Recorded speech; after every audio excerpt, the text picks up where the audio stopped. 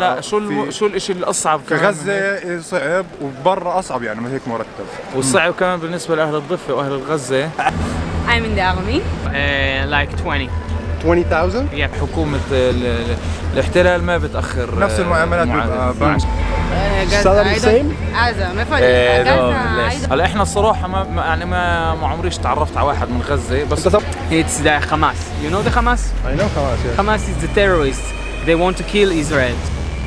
ايه الاخبار عاملين ايه؟ النهارده انا هكمل السلسله اللي انا بصورها اللي انا بسال ناس من دول معينه عن مرتباتهم والمعيشه، بس احنا النهارده هنصور الفيديو بطريقه مختلفه شويه. هنسال الاسرائيليين اللي هنقابلهم عن مرتباتهم والمعيشه وهل المرتبات دي بتقضيهم ومش بتقضيهم، بس مش هو ده المغزى من الفلوج. المغزى من الفلوج ان انا هسالهم هل لو نفس الوظيفه شغال فيها شخص فلسطيني وشخص اسرائيلي هل بياخدوا نفس المرتب ولا لا؟ وهل المرتبات والمعيشه في مدن زي تل ابيب والقدس ويافا وحيفا نفس المعيشه والمرتبات في غزه ولا لا؟ فتعال نسالهم ونشوف ردهم ايه. خليني برضه اضيف حاجه عشان تبقوا فاهمين الارقام، ان الشكل الواحد بيساوي تقريبا 8 جنيه مصري والدولار بيساوي تقريبا 3.5 شكل.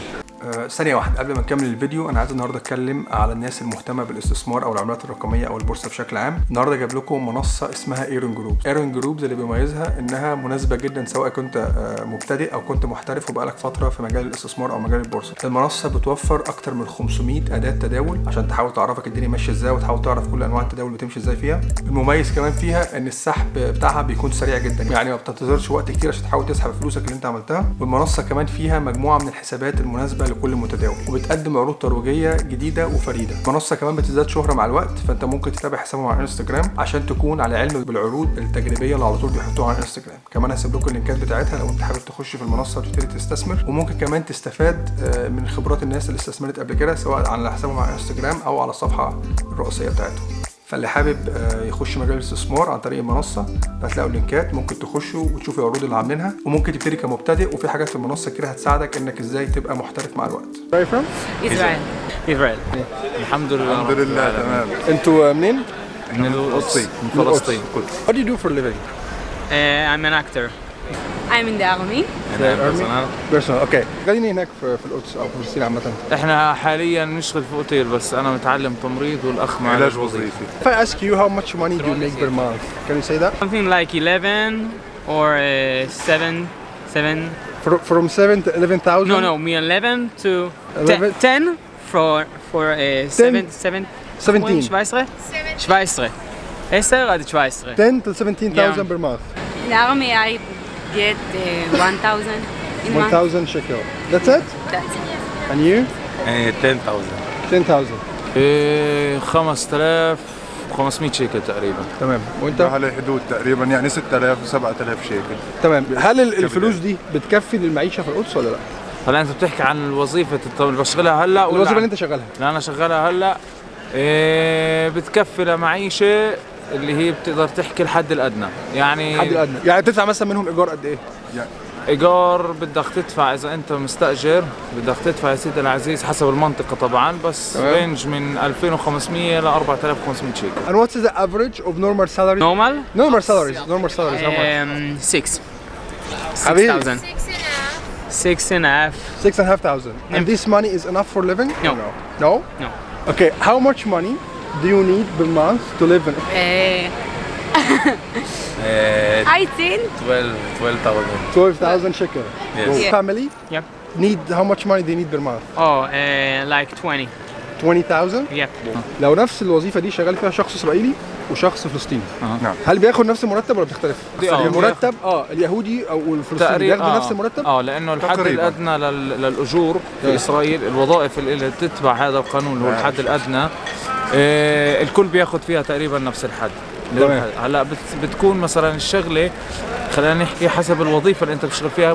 مثلا كمصغر في الاوتيل اللي انا بشتغل فيه، اذا كنت انت طباخ، شيء له صنعه، شيء انت معك مهنه، هون بيعتمد على مدى الخبره تبعتك، بس مالهاش علاقه بالجنسيه، ويتراوح سعر الساعه فيها. تمام. فممكن يدخل موضوع الجنسيه تبعتك او الديانه او هذا، بس مش بكل المحلات. Like if you have same work, it's different if you are Israeli or Palestinian. It's same money or no? We don't know. No. I think I it's think the it's same. The same if you are Palestinian or Israeli. is- Doesn't matter. It's different between if what he does, what he does. No, I mean The same work. yeah, If same work and Palestinian, Israeli, same work. They get same money or no? Yes, I think Yes, They get yes. same money? Yes. It's different about the salaries? No different? No, it's the same. It's the same salary? Yeah. Okay, so the salary, for example, in Tel Aviv, Yeah. it's same like if we say like in Jaffa, Haifa, Gaza, it's same or different? No, in Tel Aviv it's the highest. It's the highest? That is Gaza I different. don't know don't know because Gaza. it's not country. Gaza is not country. it's not country. It's city. It's not city. It's. What do you think it is? It's like. It's. This is a country. We don't call it a country. You don't call Gaza a country? No, because this country. It's the Hamas. You know the Hamas? I know Hamas, yes. Hamas is the terrorists. They want to kill Israel, so we don't call it country. Okay, you think that Gaza kills Israel? No, not Gaza. Not Or- all the or- Gaza. They have. And don't they do this because like the Israeli government they attack them? No, the government of Israel don't use the country. It's not. انت كفلسطيني اه. انت معاك جواز سفر اسرائيلي ولا فلسطيني؟ لا انا مع لا هذا ولا هذا. وثيقه مثلا.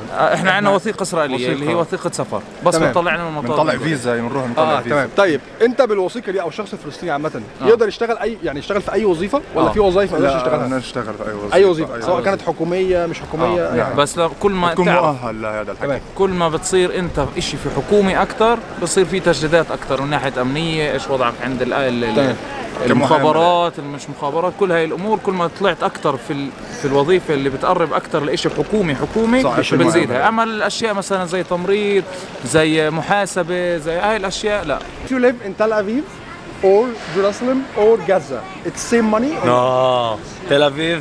Tel Aviv high? Tel Aviv is expensive. For apartment and But Jerusalem הוצאות. too. Jerusalem is Jerusalem too too. expensive. Not like Yeah. Tel Aviv, but expensive. And Jaffa, Gaza. Gaza, Salary I don't- same? Gaza, מאיפה אני? No, Gaza, I less, don't. less. Less? Less. They don't get same amount like No, in no. Tel Aviv. No, In different- not close And אפילו, each not close. city, it's different. Each is different. Yes. Okay. Tel Aviv is the most expensive. الفلسطينيين اللي عايشين في غزة بياخدوا مرتبات قريبة مثلا من القدس او تل لا، ابيب او فرق يافا؟ شاسع. لا فرق شيء. كام مثلا تقريبا؟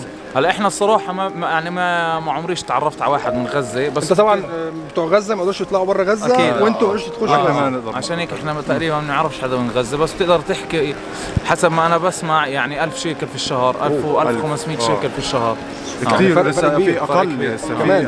في يعني بيقبضوا اقل ممكن وهم يكون- بيقدروا يعيشوا المبالغ دي ولا هلا في- شو الاشي الاصعب في كمان غزه صعب وبرا اصعب يعني من هيك مرتب. والصعب كمان بالنسبه لاهل الضفه واهل غزه، اقل كمان من كده؟ المشكله انه مش بس انه اجورهم كثير قليله.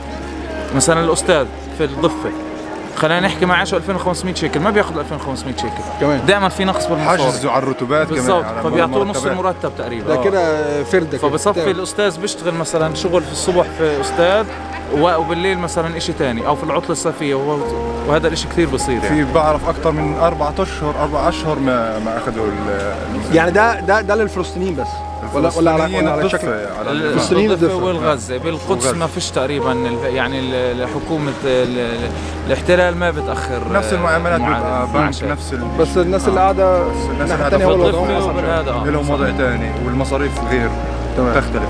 القدس يعني مثلا غالي. انا فاهم. طيب شكرا جزيلا ليكم عفوا وتحية تشرفنا لاخواتنا في جدا. غزة. الله يسعدك. أيوة.